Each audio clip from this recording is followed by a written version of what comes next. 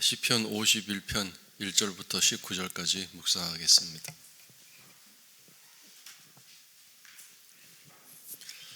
하나님이여, 주의 인자를 따라 내게 은혜를 베푸시며 주의 많은 긍휼을 따라 내 죄악을 지워 주소서. 나의 죄악을 말갛게 씻으시며 나의 죄를 깨끗이 제하소서. 물은 나는 내 죄과를 아오니 내 죄가 항상 내 앞에 있나이다.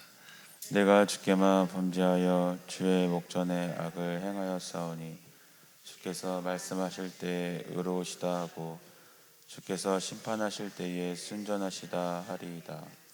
내가 죄악 중에서 출생하였으며 어머니가 죄 중에서 나를 잉태하였나이다.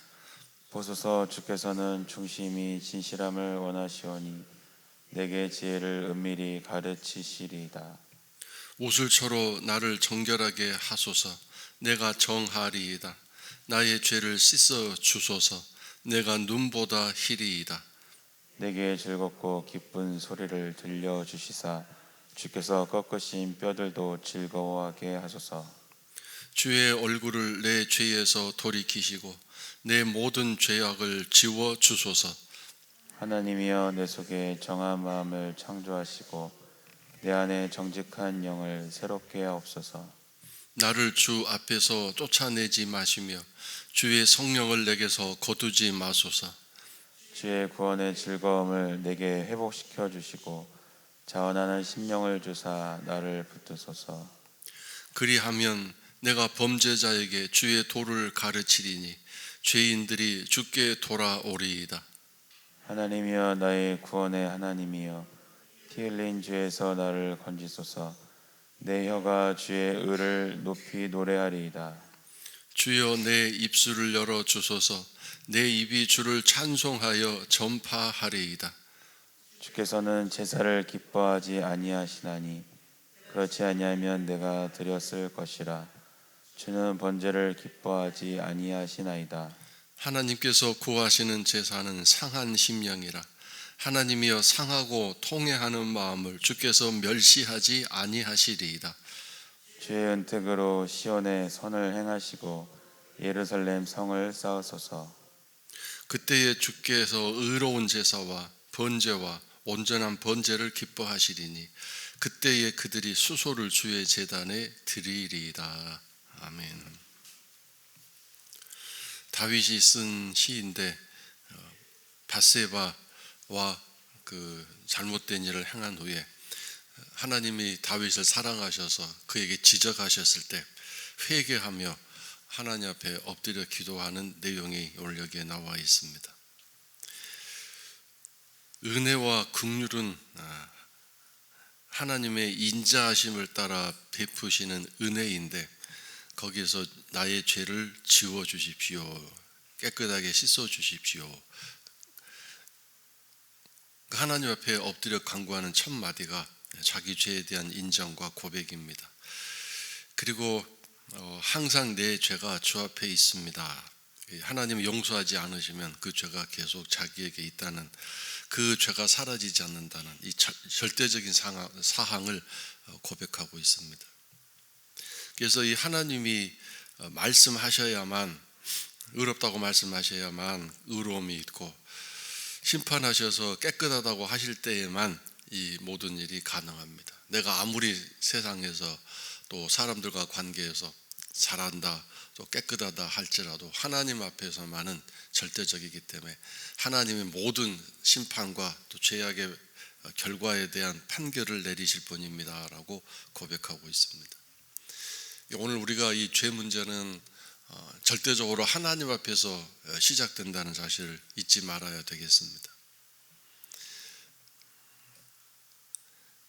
3절은 내가 죄악 중에서 출생하였다라고 말하는 것은 꼭 어머니가 뭐 잘못된 가운데 임신을 해서 출생했다 그 뜻이 아니라 인간이란 원래 죄악된 존재입니다. 이 얘기를 하는 고백인데, 죄를 지었기 때문에 죄인이 아니라 인간이란 원래부터 죄를 가지고 죄 중에 태어나는 그런 죄인입니다. 그런 뜻입니다. 그래서 이 사람 본성에는 죄를 지을 수밖에 없는 그런 본성이 숨어 있다는 뜻입니다. 그러므로 이 본성을 이기고 또 그 본성을 주의 보혈로 씻어가고 주의 성령의 불로 태워가는 것은 굉장히 중요한 우리 신앙생활의 한 부분이라고 말할 수 있겠습니다. 신앙생활의 또 한 부분은 뭐겠습니까? 은혜와 사랑으로 깨끗해지고 살아가고 주의 은혜 아니면 나는 살 수 없습니다라고 고백하는 것, 이것이 신앙생활의 양면이라고 할 수 있겠습니다. 그래서 이제 하나님 앞에 자신을 내놓고 보십시오. 하나님, 주께서는 중심이 진실함을 원하시오니, 즉 하나님은 우리들의 마음의 중심 어디 있는가를 보시는데, 내가 지금 진심으로 중심으로 하나님 내 앞에 내가 고백합니다.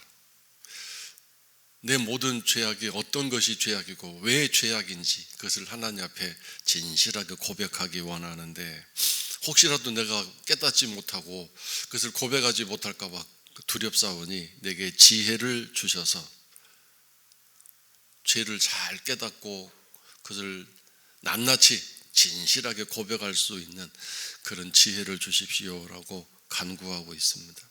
하나님은 그런 측면에서 우리를 가르치신다고 말씀하십니다. 그래서 오늘도 가르침 받아서 그 죄를 고백하고 회개할 수 있는 은혜를, 인자하심의 긍휼을 우리가 입어야 되겠습니다. 그래서 정말 인자와 긍휼이 필요한 사람은 누구이겠습니까? 바로 하나님 앞에서 말씀대로 살지 못한, 그래서 그것을 깨닫지 못하고 있는 어리석음, 그런 가운데 멸망의 길로 갈 수밖에 없는 우리들을 깨닫게 하시고 지혜를 주셔서 세밀한 나의 모습을 살필 수 있는 그런 분별력 있는 눈이 밝은, 영적인 눈이 밝은 성도가 되어야 되지 않겠습니까? 7절에 나오는 우술초란 스펀지처럼 생겨서 물을 흠뻑 잘 이렇게 흡수하는 것처럼 스펀지처럼 생긴 식물이에요. 그래서 거기다가 이제 물을 묻혀서 닦으면 물이 많이 묻어 있기 때문에 더러운 것을 잘 씻어낼 수 있는 것처럼 상징적인 단어를 쓴 거죠. 나를 정결하게 하소서. 나를 주님이 씻어 주십시오. 내가 아무리 빡빡 씻고도 되지 않습니다. 우리가 어린아이들 키우면서 그 아이가 스스로 씻는 것은 정말 불충분하죠. 자기가 아무리 잘 씻던다 할지라도 부모가 씻겨줘야만 구석구석 깨끗하게 잘 씻겨지는 것처럼 하나님 저를 씻겨주십시오. 그러면 내가 정하게 될 수 있습니다. 그 다음에 8절 정말에 간절히 원하는 것, 내게 즐겁고 기쁜 소리를 들려주십시오. 나를 사랑한다고, 이제 너 깨끗해졌다고, 너는 이제 죄가 없다고 저에게 말씀해 주십시오. 하나님과 관계가 다시 회복되었다고 말씀해 주십시오. 그러니까 지금 자기가 죄를 짓고 있다 보니 스스로 하나님 앞에 움츠려들고 있고 하나님 앞에 면목이 없어서 마음이 지금 닫혀 있는 상황이란 뜻이죠. 하나님에 대한 두려움도 있고. 그래서 이 죄가 다 씻겨진 다음에서야 하나님과의 관계가 회복이 되고 또 나도 즐겁고 하나님도 즐거운 그런 가볍고 행복한 상태가 될 수 있다는 것 아니겠습니까? 그래서 오늘 우리들 마음속에 또 심령 속에 뭔가 양심적으로 하나님과 꺼리낌이 있으면 우리 마음에 즐거움이 있을 수가 없습니다. 물론 양심이 점점 그 죄에 눌려서 양심이 죽어 있으면, 심령이 죽어 있으면 기쁘든 즐겁든 상관하지 않고 그냥 살아가는 무감각한 그런 심령이 될 수 있는데 참 위험한 일입니다. 그 다음에 주께서 꺾으신 뼈들도 즐거워하게 하소서. 죄에 대한 너무 심한 고통과 죄책감으로 어려운 가운데 있다 보니 뼈가 마르는, 뼈에 통증이 있는, 여러분이 너무 스트레스를 많이 받고 또 걱정이 많으면 어느 날 이 디스크, 등뼈가 막 아프지 않습니까? 그래서 정형외과 가서 뭐 엑스레이까지 찍어도 아무 이상 없습니다. 그럴 때가 많습니다. 그것은 스트레스로 신경성 뼈가 이렇게 아픈 상태가 되는 거죠. 스트레스가 많으시군요. 이 주께서 꺾으신 뼈들은 진짜 꺾었다는 뜻이 아니라 이 죄책감을 얼마나 심하게 느꼈는지, 얼마나 하나님 앞에서 이 죄에 대한 심각성을 깨닫고 있었는지를 나타내주고 있는 말입니다. 우리가 살아가는 문제로 스트레스를 받고 이렇게 심한 억압감 속에서 뼈까지 고통을 겪는 그런 일들이 있었을 텐데, 과연 죄 문제로 하나님 앞에서 내가 지은 죄로 인해서 그런 죄책감으로 그렇게 고통스러워하고 힘들어한 적이 있는지 한번 나의 지난 신앙생활을 한번 생각해 봅시다. 자, 그 다음에 10절에서는 하나님 이제 내 죄를 용서해 주실 뿐만 아니라 내 마음이 깨끗하도록 씻어 주세요가 아니라 아유 창조해 주세요 그랬죠. 제 마음 바탕, 제 심지, 제 마음의 밭을 완전히 새롭게 만들어 주십시오. 제 마음은 아무리 보수하고 새롭게 씻어도 안 될 것 같습니다. 제 마음은 이미 너덜너덜 망가져서 수리를 한다 할지라도 별 효과가 없을 것 같습니다. 그러니 하나님, 제 마음을 완전히 새롭게 다시 한번 창조해 주십시오. 100% 새롭게 만들어 주십시오. 제 마음 심보가 완전히 바꾸어지게 해 주십시오. 이렇게 고백하고 있습니다. 왜냐하면 죄를 지는 것은 결국 행동이지만, 그러나 그 죄를 짓게 한 근본적인 출발점이 어디 있어요? 마음이죠.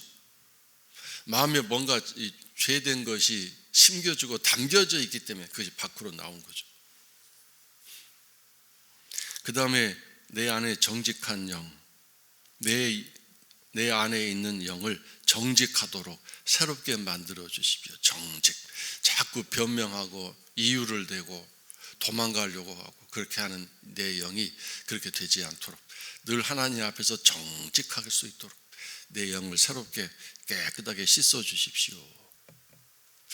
자, 그 다음에 정말 간절한 또 기도 제목 11절인데, 나를 쫓아내지 마십시오. 어디서? 주 앞에서. 그러니까 이 말은 내가 주 앞에 나갈 자격이 없다 그런 뜻이죠. 또는 하나님이 나를 만나 주시지 않는다 그 뜻입니다. 맞다고 지금 신호가 왔네요. 맞는 소리다.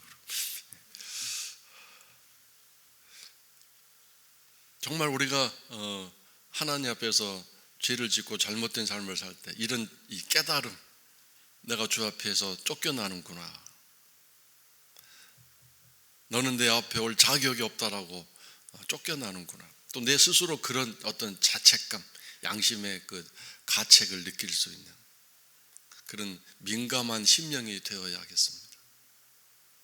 죄를 지어놓고도 아주 꺼리낌 없이 와서 뭐 예배한다고 앉아있고 기도한다고 소리를 높이고 앉아있으면 그것이 얼마나 영적인 세계에서 참 부끄럽고 수치스러운 일이겠습니까?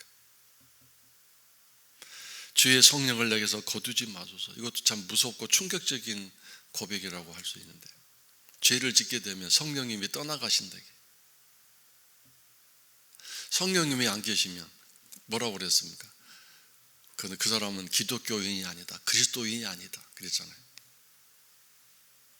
우리 안에 주님이 계신 것을 내가 스스로 알지 못하면 내 스스로 자가 체크해서 주님이 계시구나 안 계시구나 그걸 알아야 되는 거예요. 근데 이 자각 증세가 없으면, 계시는지 안 계시는지 모르면 뭐라고 그랬어요?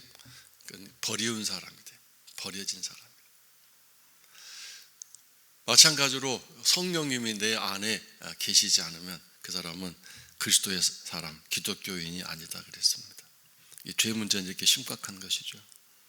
그래서 이 모든 죄를 다 용서하시고 또 내가 주님 앞에 나갈 자격을 얻고 면목을 얻고 또 성령님이 내 안에 계심으로 내가 다시 신분이 다시 확인이 되고 신분이 회복이 되고 내가 하나님 앞에 나가 하나님 아버지라고 부를 수 있는 그런 은혜를 입어서 마음에 즐거움이 있고 즐거움이 회복되었고, 그 다음에 자원하는 심령. 늘 이 자원이라는 말은 이 자발적인 마음인데요, 자발적인 마음. 강제로 뭘 시켜서 찬송하고 노래하는 게 아니라 자발적으로 하나님을 찬송하고 자발적으로 하나님께 예배하고 그런 마음이죠. 이것도 복된 마음이구나. 이것이 죄가 다 사라진 하나님과 관계가 회복된 심령이구나. 오늘도 여러분은 자원하는 마음으로 나오셨잖아요. 자발적인 마음으로. 누가 여러분을 강제로 깨워서 나온 게 아니잖아요. 여러분 자녀들 중에 부모의 강제성 때문에 아직도 신앙생활을 하는 자녀들이 있을 때 여러분 마음이 얼마나 아프십니까? 언제나 내가 교회 나가지 말라고 그래도 자원하는 그런 마음이 있어서 이렇게 성장한 신앙을 가질 수 있을까? 참 걱정이 되는 일이 아니겠습니까? 자녀들이 공부하는 것도 마찬가지. 열심히 자기가 알아서 책상에 앉아 공부를 하고 놀 때 놀고, 그럼 자녀에 대한 이 신뢰와 사랑이 얼마나 부모에게 기쁨이 되겠습니까? 그런데 이 자녀가 꼭 시켜야만 공부하고 시켜야만 일을 하고 자기 침대 정리하고 그러면 부모가 얼마나 마음이 아프겠습니까? 이 자원하다라는 말은 그러므로 성장했다, 성숙하다 그런 뜻입니다. 그렇게 성숙된, 내 스스로 알아서 하나님 앞에, 물론 여기서 알아서 한다는 말은 하나님 필요 없습니다가 아니라 내가 해야 할 일들을 스스로 할 수 있는 그런 심령을 주십시오. 해야 할 일을 하고 하지 않을 일을 하지 않을 수 있는 그런 성숙된 그런 뜻이죠. 자, 그리하면 이제 이렇게 죄 용서받고 성숙되고 모든 부분이 완벽하게 갖추어진 다음에, 그 다음에 내가 범죄자에게 13절 주의 도를,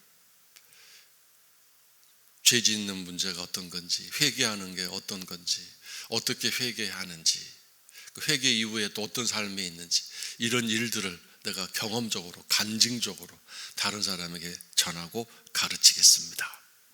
이것이 사실은 복음이죠. 복음.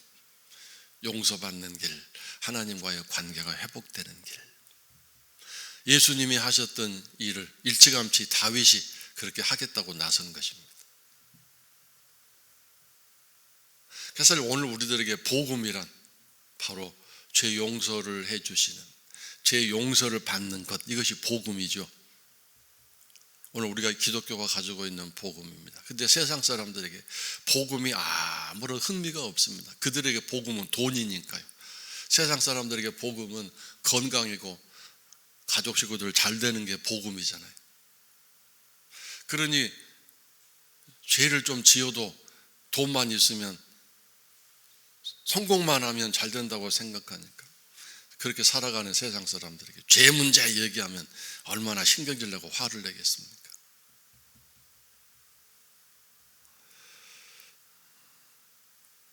오늘 우리들에게 복음이란 무엇인가 다시 한번 생각해야 되겠습니다.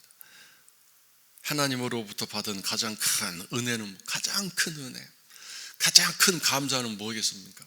내 죄를 용서해 주셨군요. 내 죄를 용서하시기 위해 십자가에서 그 고통과 죽음을 겪으셨군요. 이 감격, 이 감사가 깨달아질 때 드디어 내가 신앙에 성장했구나. 그 십자가의 은혜를 정말 가슴 깊이 뼈저리게 눈물로 느낄 수 있을 때, 이제 내가 드디어 이제서 신앙에 성장했구나라고 말할 수 있습니다. 그것을 머리로만 지식적으로만 알고 있고 내 심장 마음으로 깨닫는 일이 없다면 아직 가야 할 길이 먼 여행길에 좀 도중에 있는 것입니다.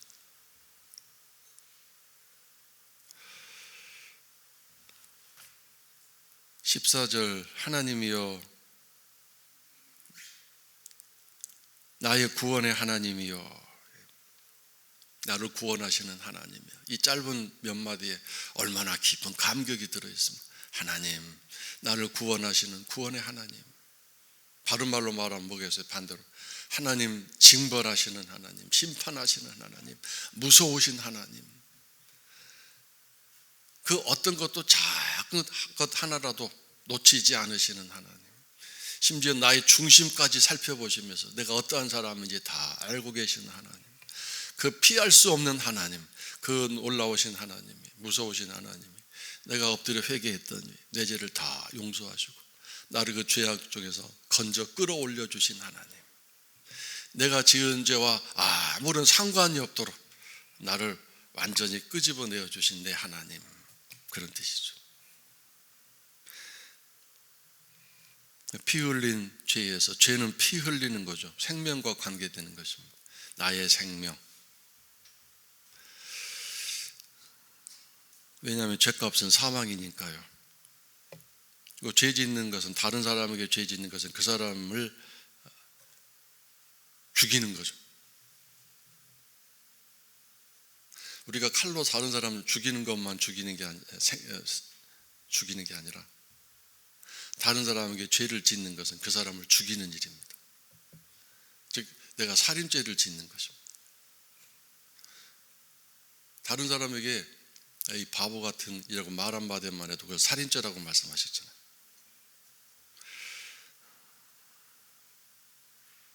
나를 건지셔서 이제 그런 은혜 가운데 하나님을 찬송하고 하나님을 노래하는 기쁨을 이제 희망하고 소망하는 것, 이것이 회개하는 사람이 가지는 마음의 설레임입니다. 내 죄를 용서하시면 내가 다시 하나님을 찬송할 수 있다, 하나님을 마음껏 예배할 수 있다, 이 기쁨, 소망. 자, 그 다음에 이제 16절에서는 이 죄라는 것은 회개함으로 용서함을 받는 것으로 일어나는 것이지, 뭔가를 잔뜩 갖다가 막 드리고 내놓고 바치는 것으로 우리가 하나님께 인정받는 것이 아니다. 하나님은 제사를 기뻐하지 않으신다. 여기서 잘못 오해해서는 안 되겠습니다. 주께서는 죄인이 드리는 제사를 기뻐하지 아니하신다.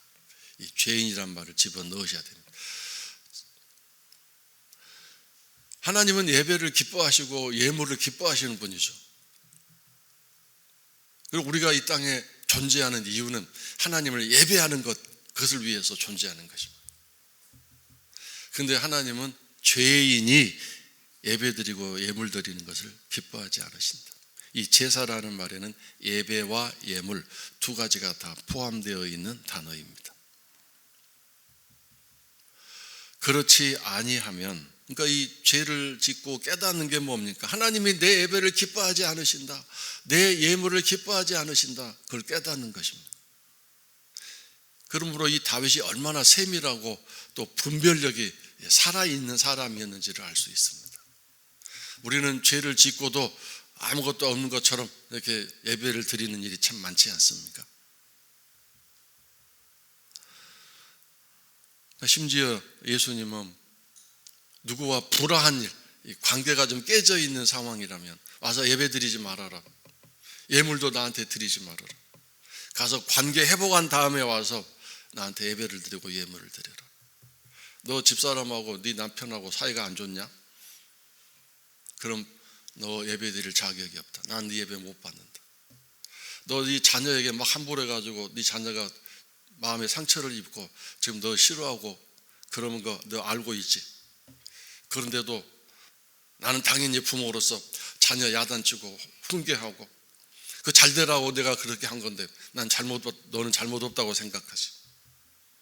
그 자녀는 네가 그렇게 무작정 무자비하게 혼내고 혹독하게 야단쳐서 지금 마음에 상처가 가득한데, 마음에 피를 흘리고 있는데 너는 와서 나한테 예배를 드린다고? 넌 예배 드릴 자격이 없다. 가서 아들하고 화해하고 와라, 이렇게 하시는 분이라 이거죠. 너는 부하 직원이 일을 잘못해서 일을 망치고 회사에 손해를 끼쳤다고 네가 막 야단치고 무자비하게 혼내놓아서 그 부하 직원이 지금 심한 상처를 입고 고통 중에 있는데 너는 와서 기도하고 앉아 있느냐, 이런 얘기죠.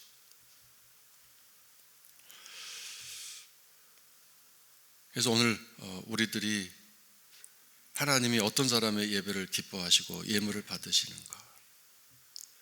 번제라는 것도 예배와 예물을 뜻합니다.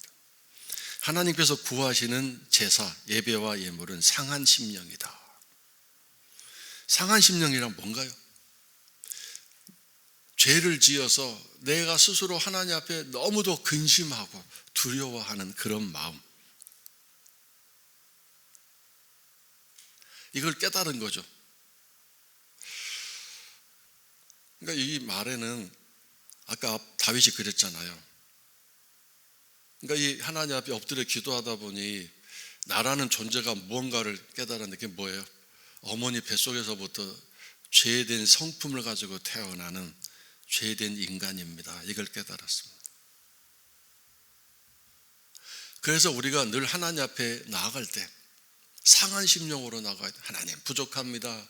하나님 연약합니다. 그렇다고 이것이 뭐 자기 연민이나 코가 쭉 빠져가지고 의기소침해가지고 그렇게 흐느적 나가는 게 아니라 심령이 가난한 마음으로, 겸손한 마음으로 나간다는 뜻입니다. 내가 한 모든 행동들 가운데 우리 잘한 일이 있고 멋진 일이 있고 비바람이 불어치는 어두운 밤에도 새벽에도 내가 마다하지 않고 새벽에도 나갔던 그 공로와 업적 하나님 아시지요? 내가 힘들고 어려울 때도 전기세 내기도 어려운 상황에도 내가 꼬박꼬박 11조를 우선 떼가지고 하나님 앞에 드렸던 나의 열심과 사랑을 아시죠? 이게 아니다 이거죠. 물론 이 말을 잘못 오해하면 하지 말라는 얘기가 아니라 그것이 우선이 아니라 그렇다고 그렇게 막 수고하고 열심을 내고 최선을 다했다고 해서 죄 문제가 해결되는 게 아니다. 죄 문제는 하나님 앞에 회개함으로 용서함 받는 문제지 우리들의 신앙의 어떤 열성과 막 뜨거운 열정으로 한 것과는 별개다 이거죠. 그러므로 죄 지은 사람이 회개하지 않고 하나님의 용서를 할 수도 없는 상황 가운데 관계가 악화되어 있는데 자기 딴에는 열심히 한다고 하고 앉아있으면 그것은 더 하나님을 괴롭히는 일이다 이거죠. 어떻겠습니까? 그러니까 여러분 자녀가 막 잘못을 했는데 그것은 인정하지 않고 그것은 회개하지 않고 자꾸 엉뚱한 쪽으로 막 아침에 막 신발을 닦아놓고 집안 청소도 하고 막 어머니 아버지 그러면 얼마나 속이 상합니까? 죄 문제는 죄 문제로 빨리 해결해야 그 다음에 자녀가 잘하는 것을 인정받는 거죠. 처애가 저렇게 머리가 얍삽하고 얄팍해가지고 자기 잘못을 이걸로 덮으려고 하는구나. 속이 상하지 않습니까? 똑같은 것입니다. 상한 심령이란 바로 겸손한 마음, 나는 부족한 사람, 나는 연약한 사람이라는 늘 자기 자신을 하나님 앞에 내려놓는 그런 겸손함을 말합니다.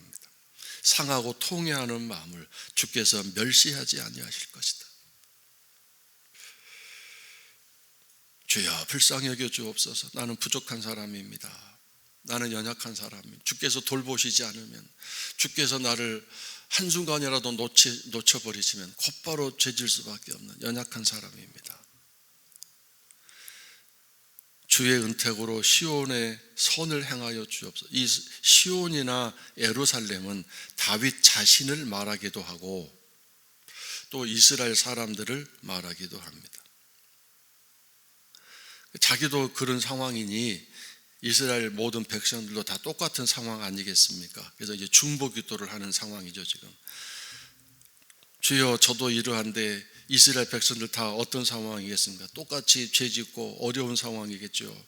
하나님 그들을 용서해 주시고 그들에게 선을 행하셔서 예루살렘에 성을 쌓으셔서 즉 지키고 보호해 주셔서 이스라엘 백성들도 상한 심령 가지고 겸손하게 살아갈 수 있도록 자기 자신을 낮추고 하나님 앞에 엎드려 자기 자신을 내놓을 수 있는 그런 사람들을 되게 해 주십시오. 그런 뜻입니다. 그래서 이런 겸손함과 하나님 앞에 내려놓는 그런 마음을 가지고 나아갈 때 그 사람이 드리는 예배와 예물을 기뻐 받으신다. 하나님의 받으시는 기쁨이 그에게 전달되고 하나님도 기쁘고 드리는 사람도 기쁘고 기쁨과 즐거움이 회복될 수 있을 것이다. 그 뜻입니다. 그래서 오늘 이 말씀을 통해서 죄란 무엇인가, 회개란 어떤 것인가 이걸 다시 한번 깨달았고 오늘 우리들이 하나님 앞에 기도해야 할, 간구해야 할 기도 제목, 주님 제 마음이 늘 겸손케 해주세요. 늘 마음이 하나님 앞에서 부끄러운 마음, 죄송스러운 마음, 그러나 그것은 어떤 공포와 두려움이나 자기 연민이 아니라 나를 용서해 주신다는 이 담대함, 자신감, 하나님이 내 아버지시다, 어떤 죄든지 다 용서하신다, 이런 담대한 마음과 함께 앞으로 또 이런 삶이 되지 않도록 하나님 늘 저를 이 마지막이죠, 시온으로, 예루살렘으로 저를 세워주세요. 늘 하나님이 돌보시고 관리해 주시는 그런 삶을 살기 원합니다. 하나님을 떠나지 않도록 저를 늘 지켜주세요. 이런 간절한 기도를 통해서 나의 예배가 살아나고 나의 예배를 받으시는 그 하나님과의 아름다운 관계가 오늘도 하루 종일 계속될 수 있기를 주의 이름으로 축원합니다.